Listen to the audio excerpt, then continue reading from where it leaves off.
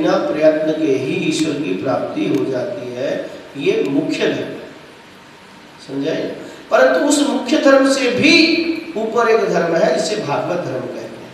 अर्थात जब यहाँ भी मन ना लगे, जब मन भगवान के चरणों में लग जाए तो बाकी सारे काम संसार के व्यर्थ हो जाते हैं, वहां कोई दोष। वो वैसे भी वो तो पति नाम पति, गुरु नाम गुरु, भगवान तो पतियों के भी पति हैं, गुरुओं के भी गुरु हैं, उनके आगे कौन सा पति कौन सा गुरु।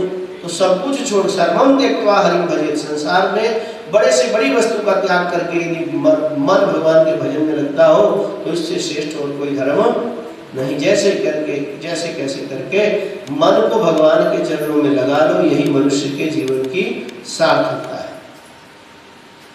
तो वर्णाश्रम धर्म अपने आप में इतना महत्वपूर्ण धर्म है। वर्णाश्रम का महत्व बताते हुए एक हमें छोटा सा दृष्टांत याद आया महाभारत के माध्यम से। महाभारत में बड़ा सुंदर एक दृष्टांत है। वो दृष्टांत है जाजरी ऋषि का। आप लोगों ने कहीं सुना हो तो ठीक नहीं। एक जाजरी ऋषि थे, बताता, बड़े तपस्वी महात्मा थे। वो जाजरी ऋषि एक टांग के बल पर खड़े होकर के कई लंबे समय तक उन्होंने गंगा जी में खड़े होकर के तपस्या की। लंबे समय तक गंगा जी में रह करके तपस्या की तो धीरे धीरे उनकी सिर के बाल बहुत बढ़ गए और वो बालों की जटा बन गई और वो हिले नहीं वहां से, वो वहीं तपस्या करते। जब एक निरंतर वहां खड़े होने के कारण सर्दी गर्मी बरसात सब उनके ऊपर पड़ती रही पर वो वहां से हिले नहीं, तो सिर पर बहुत बड़ी बड़ी जटा बन गई, घोंसला जैसा बन गया। कुछ समय बाद में एक चिड़िया ने आकर के उस जटा में धीरे धीरे घोंसला बनाना शुरू कर दिया। उसे लगा एक ठूंठ है, जैसे पेड़ जैसे सूखा पेड़ है, ऐसा हिलता तो है नहीं, वहीं खड़े रहते हो। तो उसने सोचा कि ये कोई पेड़ में ठूंठ है, ऐसा खड़ा है, तो उसकी जटा के अंदर उसने घास के तिनके ला करके उसके अंदर अपना घोंसला बनाया। जब घोंसला बनाया तो अब वो चिड़िया वहां रहना शुरू हो गई। दिन को चली जाती, उठ जाती, दाना पाना खा पी करके शाम को आकर वापस उसमें सो जाती। धीरे धीरे उस चिड़िया ने उस घोंसले में अंडे दिए। अंडे दे दिए। अब अंडे भी परिपक्व अवस्था को प्राप्त हो गए। कालांतर में उन अंडों में से बच्चे निकले, चिड़िया के बच्चे बन गए। बच्चे बड़े हुए तो चिड़िया उसको सिखाते उड़ना कैसे सिखाना है, तो उड़ने की जात सिखाते उनको। धीरे धीरे वो बच्चे बड़े हो गए, उड़ना शुरू हो गए और वो बच्चे भी उड़ करके वहां से चले। चिड़िया भी चली गई और बच्चे भी चले गए। अब जब बच्चे भी चले गए तो जाजरी ऋषि की जाग खुली, समाधि भंग हुई, समाधि टूटी। उन्हें लगा कि अरे देखा मेरे सिर पर तो जटा बन गई, अरे इसका मतलब मैं लंबे समय तक तपस्या में था, मुझे होश ही नहीं रही, शरीर की सुध-बुद्धि नहीं रही। और जब हाथ मार कर देखते हैं तो अरे इसमें तो अंडों के छिलके पड़े हुए हैं और घास का तिनका। अब उनको ध्यान आता है कि लगता है इसमें चिड़िया ने घोंसला बना दिया और अंडे दे करके बच्चे बड़े होकर उड़ गए, ऐसा लगता। जब ऐसा जाजरी ऋषि को ऐसा भान हुआ तो जाजरी ऋषि को एकाएक बहुत अहंकार आ गया, अभिमान उत्पन्न। अरे मेरे से बड़ा कोई पृथ्वी पर तपस्वी ही नहीं होगा। देखो मैं इतने लंबे समय से एक टांग के बल गंगा जी में खड़ा और हिला तक नहीं, और मेरी जटाएं बन गई, उस पर भी चिड़िया ने अंडे दे दिए, बच्चे भी उड़ गए, भोंके उड़ गए, तो मेरे से बड़ा तपस्वी संसार में कौन हो सकता है। जब इस प्रकार से उसके मन में ये भावना आई तो तत्काल आकाशवाणी हुई कि हे जाजरी, तू अपने आप को बड़ा तपस्वी समझता है, वास्तव में तू क्या तपस्वी है।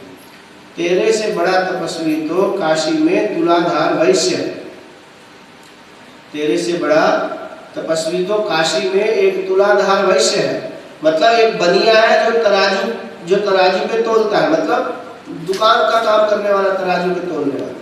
तो तेरे से बड़ा कोई तपस्वी है जो तुलाधार नाम से काशी में प्रसिद्ध है, तो जाके तुलाधार के दर्शन कर। अब तो उनके पांव के नीचे से जमीन खिसक गई कि अरे मेरे से ज्यादा बड़ा भी तपस्वी कोई हो सकता है। मैंने इतने वर्षों तक तपस्या की, जटा बन गई, उस पर घोंसला बना लिया चिड़िया ने, उस पर बच्चे दे दिए, वो भी बड़े होकर के उड़ गए, और आकाशवाणी कह रही है कि भाई तेरे से बड़ा तपस्वी काशी में रहता है तुलाधार वैश्य। तो आकाशवाणी तो मिथ्या हो नहीं सकती, झूठी तो हो नहीं सकती। तो उन्होंने कहा अच्छा ठीक है, यदि आकाशवाणी हुई है तो मुझे जरूर दर्शन करना चाहिए। इतना बड़ा तपस्वी कौन हो सकता है जो मुझसे भी बड़ा तपस्वी हो। ऐसी इच्छा करके तो वो जो ऋषि थे वहां से चल पड़े। जब चल पड़े तो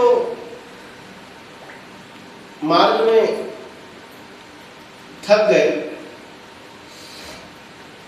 तो सोचा कुछ थोड़ी देर के लिए विश्राम कर लेते हैं। एक वृक्ष के नीचे वो बैठ गए, थोड़ा आराम करने के लिए लेटे। जैसे ही लेटे तो उनकी थोड़ी आंख लग गई। आंख लगी तो ऊपर जो चिड़िया बैठी थी उस चिड़िया ने बीट कर दी। चिड़िया तो चिड़िया ही ठहरी, बीट की सीधा आकर उनके माथे पर गिरी। तो जाजरी ऋषि की आंख खुली, देखा ये क्या हुआ। तो देखा वो चिड़िया ने बीट कर दी। तो बड़ा क्रोध आया कि इस चिड़िया की इतनी हिम्मत, इसने मेरे पर बीट करती, मुझे जानती नहीं। ऐसा क्रोध की भरी जो है दृष्टि से जाजरी ऋषि ने जैसी चिड़िया की तरफ देखा, चिड़िया नीचे गिरी और उसके प्राण पखेरु उड़ गए। खाली देखने मात्र से, कुछ कहा नहीं, खाली क्रोध की दृष्टि से देखा तो चिड़िया नीचे गिरी और उसके प्राण पखेरु उड़ गए। अब तो जाजरी ऋषि का और अहंकार बढ़ गया कि अरे मेरी दृष्टि मात्र से, क्रोध से मैंने कुछ कहा नहीं, खाली क्रोध भरी दृष्टि से देखा, इतने से चिड़िया गिरकर मर गई। तो बड़ा उनको अहंकार हो गया। तो उन्होंने जो है उसी अहंकार में आकर चिड़िया को बोला अच्छा जा तो उड़ जा। ऐसा कहते हुए चिड़िया वापिस जीवित होगी और वहां से उड़ गई। जब चिड़िया उड़ गई तो और हम अहंकार हो गया कि मेरे जैसा तपस्वी तो कोई हो ही नहीं सकता। देखो मैंने चिड़िया को कहा, देखा खाली क्रोध से तो मर गई, और कहा उड़ जा तो उड़ गई। अब तो और ज्यादा अहंकार। अब अहंकार के भरे हुए जाजरी ऋषि काशी में तुलाधार वैश्य का दर्शन करने जा रहे हैं। रास्ते में लंबा चलने के बाद में प्यास लग गई, भूख प्यास लग गई। सोचा एक कुएं पे एक माता पानी भर रही थी। तो जाजरी ऋषि वहां पहुंचे, माता को देखा, कहा भैया प्यास लगी है, थोड़ा जल पिला दो। तो उस माता ने कहा महाराज थोड़ी देर प्रतीक्षा कर लो, मेरे पति भोजन कर रहे हैं, तो मैं अपने पति को भोजन करवा दूं, उसके बाद आपको आके पानी पिलाऊंगा। तो उन्होंने कहा अरे तुम मुझको जानती नहीं। कहा महाराज मैं सब जानती हूँ, आप जाजरी ऋषि हैं, आपने एक टांग पे खड़े होकर गंगा जी में तप किया, आपकी जटा तभी वहीं बनी है, और चिड़िया ने घोंसला दे दिया, उसके बाद घोंसला बनाने के बाद अंडे दे दिए, उस पर बच्चे बड़े होकर के उड़ गए। आपने चिड़िया को खाली क्रोध भरी दृष्टि से देखा तो नीचे गिर गई, आपने कहा उड़ जा तो जीवित होकर उड़ गई। महाराज मैं कोई चिड़िया नहीं हूँ जिसे क्रोध से देखोगे तो मर जाएगी। अब तो जाजरी ऋषि और परेशान कि भाई इतनी दूर की घटना कहाँ घटी और इसको कैसे पता चल गया। तो पूछने लगे कि मैया तो बता तुझे ये कैसे पता चला, तेरे पास ये दिव्य दृष्टि कैसे आई। कहने लगे महाराज मेरे पास समय नहीं है, मेरे पति जो है भोजन कर रहे हैं, आप जा ही रहे हो तुलाधार वैश्य का दर्शन करने काशी में, तो वही बता देगा आपको कि क्या है, मैं कौन हूँ कौन नहीं। इस प्रकार से वो उसने आगे मार्गदर्शन कर दिया कि आप आगे जाइए। अब तो वो छटपटा गए कि अरे इस साधारण सी औरत कुएं से पानी भर रही पति के लिए, और इसको कैसे पता चल गया कि मैंने क्या किया, कब क्या हुआ क्या नहीं, पूरी घटनाक्रम का इसको जानकारी। परंतु कोई हाथ में तो कोई था नहीं, इच्छा पर वो उत्तर देने वाली थी नहीं, इसलिए जाजरी ऋषि काशी की तरफ अग्रसर हुए। काशी में जाकर उन्होंने पूछा कि भाई यहाँ कौन बनिया है जिसका जो है तुलाधार बनिया के नाम से कौन है यहाँ पे वैश्य दुकान करता। तो उस समय एक बनिया बड़ा प्रसिद्ध था वहाँ दुकानदार। तो उस दुकान पे जाजरी ऋषि पहुँच गए। दुकान पर पहुँचने के बाद में जाजरी ऋषि ने जैसे पहुँचे, उस बनिए ने देखा, उस बनिए ने आकर के प्रणाम किया कि ऋषि आए हैं। ऋषि को प्रणाम किया, प्रणाम करके कहा महाराज आप आसन ग्रहण कीजिए, विराजिए, मैं थोड़ा दुकान का काम कर रहा हूँ, दुकान का काम कर लूँ, उसके बाद आकर के आपसे सेवा पूजा करेंगे। तो अब वो बनिया जो है दुकान का सामान ही तो ले जा रहा है, एक ग्राहक को भेजता है, दूसरे ग्राहक को भेजता है, तीसरे ग्राहक को भेजता है। ये देख करके जाजरी ऋषि से नहीं रहा, उनको पुनः जो है गुस्सा आ गया, अरे तुम हमको जानते नहीं, हम इतनी देर से आकर के बैठे हैं और आप हमारा आतिथ्य नहीं कर रहे, पूछ नहीं रहे, बात नहीं कर रहे। उन्होंने कहा महाराज मैं सब जानता हूँ। तो सारा पूर्व का वृत्तांत उसने सुना दिया। कहा महाराज आपको उसने कहा तो था जो स्त्री है कि आप जाजरी ऋषि के पास जा रहे हैं, कोई बात नहीं, आप आइए विराजे, यहाँ बैठे, मैं अपने कार्य से निवृत्त हो जाऊँ, उसके बाद में फिर जो है आपकी सेवा पूजा। तो क्रोधित हो गए। उन्होंने कहा महाराज आराम से बैठिए, हमको चिड़िया नहीं है कि इसको गुस्से से देखेंगे मत। अब तो और ज़्यादा क्रोध आ गया। खैर उस बनिए ने अपना काम किया, दुकान के समय दुकान पूरी की और दुकान मंगल करके फिर वो महात्मा के ऋषि के पास आ गए। आगे के उनको प्रणाम वगैरह पुनः किया। उनका पाद्य अर्घ जो है, जो मधुपर्क है, जो एक अतिथि के प्रति बनता है कर्तव्य, वो सब करके प्रणाम वगैरह किया और उनको भोजन वगैरह प्रसाद वगैरह। पर किसको भोजन प्रसाद? वो जो ऋषि के मन में तो ये था कि आखिर इसको ये ज्ञान हुआ कैसे। पहली बात तो उस स्त्री को कैसे ज्ञान हुआ, दूसरी बात स्त्री को तो हो कोई बात नहीं, पर ये तो बनिया सुबह से शाम तक तो मैं ही देख रहा हूँ तराजू में खाली तोले जा रहा, सामान लोगों को दिए जा रहा है, दुकानदार है, इसको ये सिद्धि कैसे प्राप्त हो गई। तो बड़े परेशान है अंदर से, और कुछ कह तो सकते नहीं, कर सकते नहीं, बस जबरदस्ती कोई सुनने वाला नहीं, तो बैठे रहे।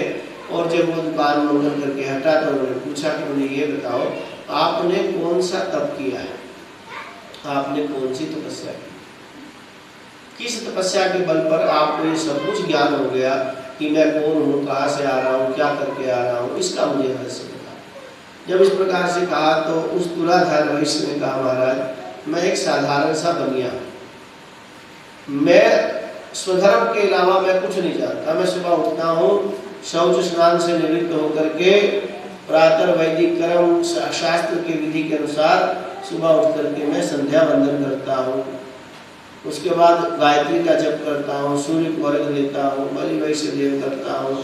ये सब कार्य करने के बाद में वेदाध्ययन जो भी है जितना भी किया है उसका अभ्यास करता हूँ और फिर उसके बाद मैं दुकान पे आ जाता हूँ। मेरा काम है कृषि गौरक्ष वाणिज्यम वैश्य कर्म स्वभावजम, कृषि करना, खेती बाड़ी करना, कृषि गौरक्ष गाय की रक्षा करना, गाय के वंश का संवर्धन करना, और वाणिज्य मैंने व्यापार करना, ये वैश्य का स्वाभाविक कर्म है। तो मेरा स्वाभाविक कर्म है, धंधा पानी मेरा स्वभाव है, ये व्यवसाय करना, दुकान करना, इसलिए मैं अपनी दुकान करता हूँ। मैं महाराज मैं कभी 1 ग्राम भी कोई वस्तु कम नहीं तोलता, जो जैसा तराजू बोलती है वैसा ही मैं तोलता। मैं अपनी बुद्धि से कुछ नहीं तोलता। तराजू कहती है हो गया तो मैं छोड़ देता हूँ, तराजू कम कहती तो डाल देता हूँ, ज्यादा हो जाए तो निकाल देता हूँ। तराजू की भाषा से मैं काम करता। मैं कभी दाल में पत्थर नहीं डालता, समझाइए। मेहंदी बिकती है ना, मेहंदी, तो खेत वाले मेहंदी में कई तरह के पत्ते मिलाते हैं, वो भी पत्ते हरे होते हैं, मेहंदी के पत्ते भी हरे होते हैं। तो दूसरे पत्ते बिल्कुल ऐसे फोकट में मिल जाते हैं, तो उनका भी मेहंदी के भाव दाम मिल जाता है। बड़े बड़े सेठ साहूकार, बड़े बड़े स्टोर वाले लोग बड़ी बड़ी दालों में पत्थर डाल देते हैं। तो 1 क्विंटल में यदि 5 किलो पत्थर डाल दी तो 5 किलो दाल फ्री हो गई, समझाएगी। अथवा कुछ लोग चीनी में पानी डाल देते हैं, थोड़ा थोड़ा पानी डालने से उसका वजन बढ़ जाता है, समझाइए। जीरे में मिट्टी डाल देते हैं तो उसका वजन बढ़ जाता है, ऐसे कर। उसने कहा मैं किसी वस्तु में कोई मिलावट नहीं करता, जो चीज जैसी आती है वैसे के वैसे ही आगे बेच देता हूँ। एक जो मेरा प्रॉफिट है, निर्धारित जो मेरा लाभ है, उतना लाभ मैंने रखा है, उतना लाभ लेकर के मैं आगे ये सारा सामान बेच देता हूँ। मैंने इसके अलावा कोई तप नहीं किया, कोई जप नहीं किया। ऋषि बड़े हैरान कि मैंने इतने लंबे समय तक खड़े होकर तप किया और ये खाली बनिया बैठ के दुकान पर तराजू तोलता है, इसने कोई तप नहीं किया, तो इसको ज्ञान हो गया तो मुझे क्यों नहीं हुआ। फिर वो वहां से जब वापिस चले तो वो उस स्त्री के पास पहुंचे तो उस माता को कहा कि माता आप बताओ आपको ये ज्ञान कैसे हुआ। उसने कहा, पूछा कि आपने कौन सी सिद्धि की है। उसने कहा मैंने कोई सिद्धि नहीं की, मैंने कोई मंत्र जप नहीं किया, कोई तीर्थ नहीं किया। चूंकि शास्त्र कहते हैं तीर्थस्नानार्थिनी नारी पतिम चरणोदकम पिबेत शंकरस्यापि विष्णुर्वास प्रयाति परमं पदम। यदि किसी स्त्री के मन में ये इच्छा हो जाए कि मैंने अपने जीवन में कोई तीर्थ नहीं किया, कोई पुण्य कर्म नहीं किया, कोई दान नहीं किया, कोई यज्ञ नहीं किया, कोई जप नहीं किया, कोई तप नहीं किया, तो मेरा जीवन तो व्यर्थ चला गया। मैं तो सुबह से उठ के बर्तन मांजना शुरू करती हूँ, पोछा लगाना शुरू करती हूँ, बच्चों के कपड़े, पति के कपड़े, घर वालों के कपड़े धोना शुरू करती हूँ, उससे टाइम मिले तो भोजन बनाने में समय चला जाता। मैंने तो इसके अलावा कुछ जीवन में किया ही नहीं, तो मेरा जीवन तो व्यर्थ ही चला गया। मैंने अपने जीवन में कोई धर्म कार्य नहीं किया, कोई दान नहीं किया, तीर्थ नहीं किया। तो कहा यदि किसी स्त्री के मन में इस प्रकार से हीन भावना उत्पन्न हो जाए तो उसे घबराना नहीं चाहिए। कहा फिर क्या करे? कहा तीर्थ स्नानार्थिनी नारी पतिम चरणोदकम पिबेत। जो तीर्थ करने की इच्छा रखती है नारी, उसे चाहिए कि वो पति का चरणोदक, पति के पांव धो करके उसका चरणामृत पान कर ले। कहा फिर क्या होगा? कहा शंकरस्यापि विष्णुर्वा सप्रयाति परमं पदम। वो भगवान शंकर और विष्णु के परम पद को प्राप्त कर लेती है। क्या करने से? क्या करने से? लड़ाई झगड़े की आशंका तो नहीं है? हाँ, कहीं को लगे कि गड़बड़ हो गया, पलड़ा भारी हो गया, पलड़ा हल्का हो गया, देखना कहीं जाजरी ऋषि वाला हाल हो गया। तो शास्त्र कहते हैं कि स्त्री यदि अपने पति के पांव धोकर चरणामृत पी लेती है रोज, इतना करने मात्र से ही वो शंकर और विष्णु के पद को प्राप्त कर लेती है। चाहिए क्या? बहुत सी माता कहती है हम कुछ नहीं कर सकते महाराज, हमको बताओ हमें क्या जप तप करना चाहिए, क्या पाठ करना चाहिए, क्या मंत्र जप करना चाहिए, किस पुस्तक का जो है पाठ करना चाहिए, कौन सी तपस्या करनी चाहिए जिससे हमारा भी कल्याण हो। मन में तो आता है, हर किसी जीव के मन में आता है कि हमारा कल्याण कैसे हो। पर शास्त्र कहता है कि स्त्री के मन में ये आ जाए कि मुझे क्या करना है क्या नहीं, तो कहा खाली पति के चरणोदक बस चापाओं धो करके उसका चरणामृत पी ले, इतने से ही शंकर और विष्णु का परम पद प्राप्त हो जाता है। अब बताओ, हींग लगे ना फिटकड़ी और स्वाद आए चोखा, इससे कोई आसान रास्ता है क्या? पति को तो ऐसा मिलने वाला नहीं कुछ भी। पति को तो ईश्वर को प्राप्त करने के लिए ऐसा कोई सरल उपाय, वो जाजरी ऋषि इतने सालों तक तपस्या किया तब भी उस सिद्धि को प्राप्त नहीं हो सके। छोटी सी सिद्धि, तो बड़ी सिद्धि की तो बात ही क्या करना है, समझाए? पति को सिद्धि प्राप्त होने वाली नहीं है, क्योंकि पति तो ऐसा चक्की में पिसा है कि पति जो पुण्य करेगा उसका आधा पुण्य पत्नी घर में बैठी उसका सेवा करके ले जाएगी।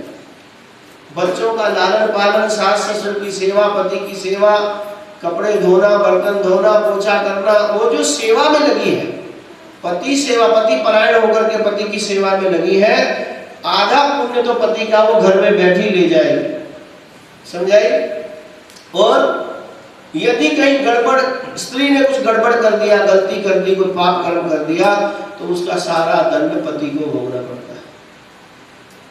ध्यान रखना, पुरुष का पुण्य, आधा पुण्य स्त्री ले जाती है और स्त्री का पाप पति को प्राप्त होता है। वो इधर से भी गया और उधर से भी, दोनों तरफ से उसका आधा पुण्य भी चला गया और पत्नी का पाप भी उसको। इसलिए बड़ा सोच समझ के रहना चाहिए, थोड़ा अंकुश भी रहना चाहिए, पत्नी पर थोड़ा अंकुश ध्यान रखना चाहिए, कहीं कोई गड़बड़ ना करे, नहीं तो उसका किया हुआ पाप भी पति को लगेगा, दोनों तरफ से मारा जाएगा, पुण्य भी गया और पाप भी आया, दोनों तरफ से मारा, समझाइए?